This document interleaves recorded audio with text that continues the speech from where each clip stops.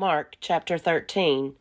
As he came out of the temple, one of his disciples said to him, "Look, teacher, what large stones and what large buildings."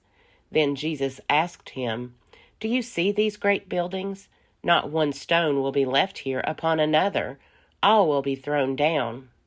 When he was sitting on the Mount of Olives opposite the temple, Peter, James, John, and Andrew asked him privately, "Tell us, when will this be, and what will be the sign that all these things are about to be accomplished?" Then Jesus began to say to them, "Beware that no one leads you astray. Many will come in my name and say, 'I am he,' and they will lead many astray. When you hear of wars and rumors of wars, do not be alarmed. This must take place, but the end is still to come. For nation will rise against nation, and kingdom against kingdom. There will be earthquakes in various places. There will be famines. This is but the beginning of the birth pangs. As for yourselves, beware, for they will hand you over to councils, and you will be beaten in synagogues, and you will stand before governors and kings because of me, as a testimony to them. And the good news must first be proclaimed to all nations. When they bring you to trial and hand you over, do not worry beforehand about what you are to say, but say whatever is given you at that time, for it is not you who speak, but the Holy Spirit. Brother will betray brother to death, and a father his child, and children will rise against parents and have them put to death, and you will be hated by all because of my name. But the one who endures to the end will be saved. But when you see the desolating sacrilege set up where it ought not to be, let the reader understand, then those in Judea must flee to the mountains. The one on the housetop must not go down or enter the house to take anything away. The one in the field must not turn back to get a coat. Woe to those who are pregnant and to those who are nursing infants in those days. Pray that it may not be in winter, for in those days there will be suffering, such as has not been from the beginning of the creation that God created until now, no, and never will be. And if the Lord had not cut short those days, no one would be saved. But for the sake of the elect, whom he chose, he has cut short those days. And if anyone says to you at that time, 'Look, here is the Messiah,' or 'Look, there he is,' do not believe it. False messiahs and false prophets will appear and produce signs and omens, to lead astray, if possible, the elect. But be alert, I have already told you everything. But in those days, after that suffering, the sun will be darkened, and the moon will not give its light, and the stars will be falling from heaven, and the powers in the heavens will be shaken. Then they will see the Son of Man coming in clouds with great power and glory. Then he will send out the angels and gather his elect from the four winds, from the ends of the earth to the ends of heaven.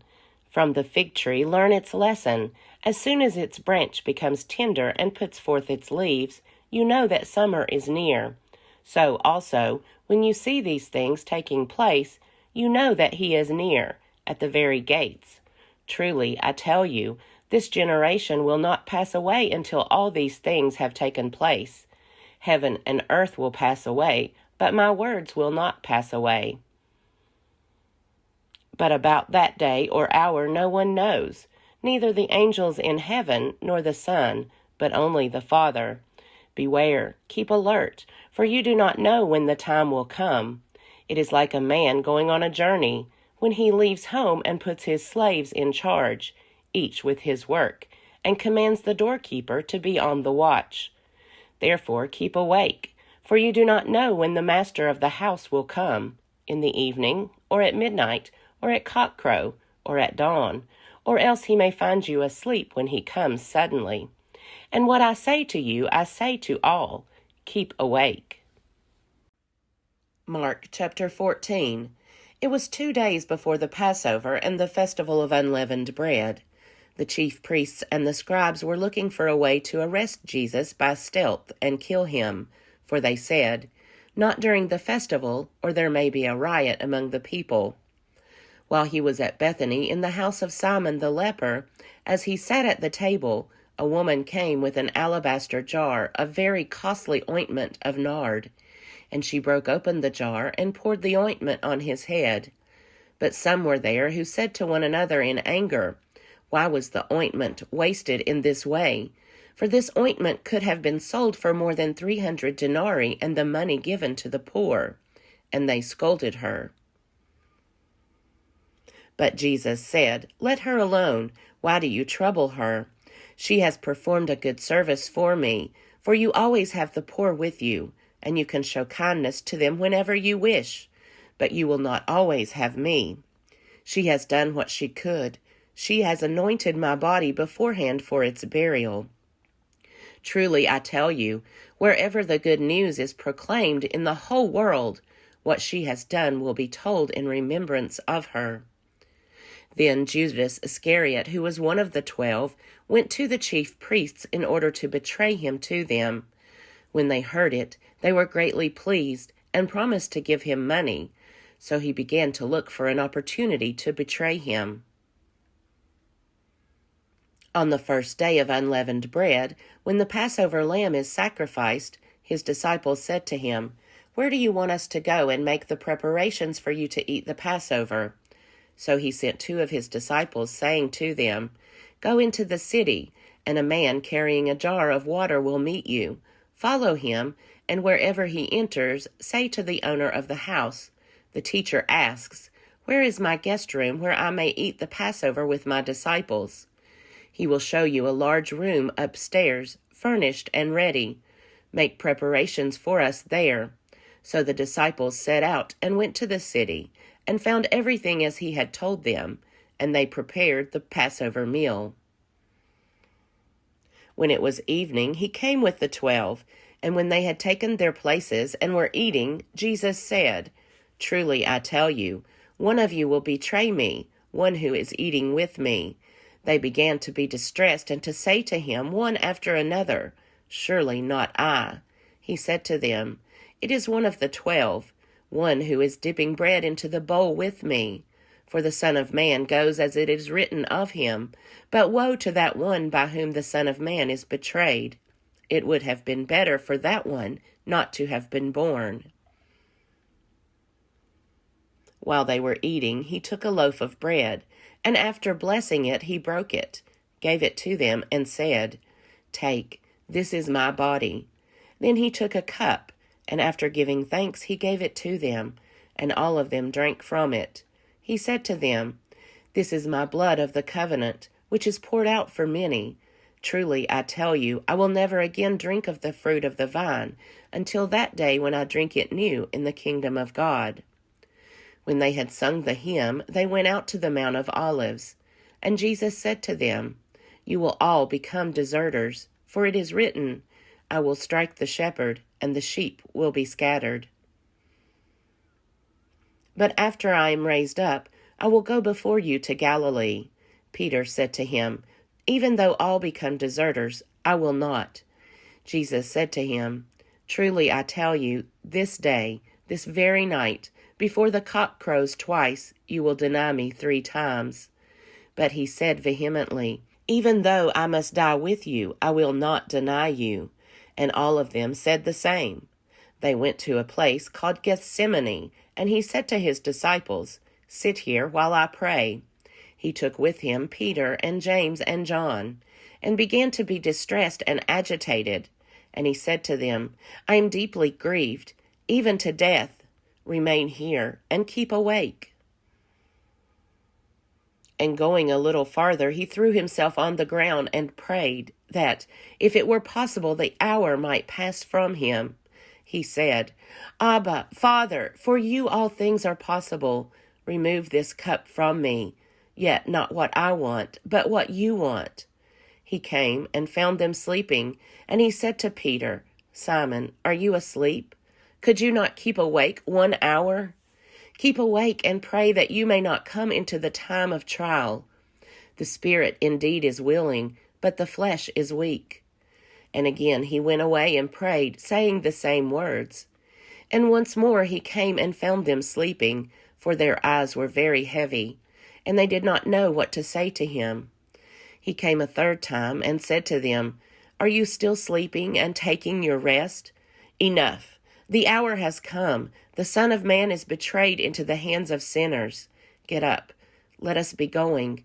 See, my betrayer is at hand. Immediately, while he was still speaking, Judas, one of the 12, arrived, and with him there was a crowd with swords and clubs from the chief priests, the scribes, and the elders. Now the betrayer had given them a sign, saying, The one I will kiss is the man. Arrest him and lead him away under guard. So when he came, he went up to him at once and said, Rabbi, and kissed him. Then they laid hands on him and arrested him. But one of those who stood near drew his sword and struck the slave of the high priest, cutting off his ear. Then Jesus said to them, Have you come out with swords and clubs to arrest me as though I were a bandit? Day after day I was with you in the temple teaching, and you did not arrest me. But let the scriptures be fulfilled. All of them deserted him and fled. A certain young man was following him, wearing nothing but a linen cloth. They caught hold of him, but he left the linen cloth and ran off naked. They took Jesus to the high priest, and all the chief priests, the elders, and the scribes were assembled. Peter had followed him at a distance, right into the courtyard of the high priest, and he was sitting with the guards, warming himself at the fire. Now the chief priests and the whole council were looking for testimony against Jesus to put him to death, but they found none. For many gave false testimony against him, and their testimony did not agree. Some stood up and gave false testimony against him, saying, We heard him say, I will destroy this temple that is made with hands, and in 3 days I will build another, not made with hands. But even on this point their testimony did not agree. Then the high priest stood up before them and asked Jesus, Have you no answer? What is it that they testify against you? But he was silent and did not answer. Again the high priest asked him, Are you the Messiah, the Son of the Blessed One? Jesus said, I am, and you will see the Son of Man seated at the right hand of the power, and coming with the clouds of heaven.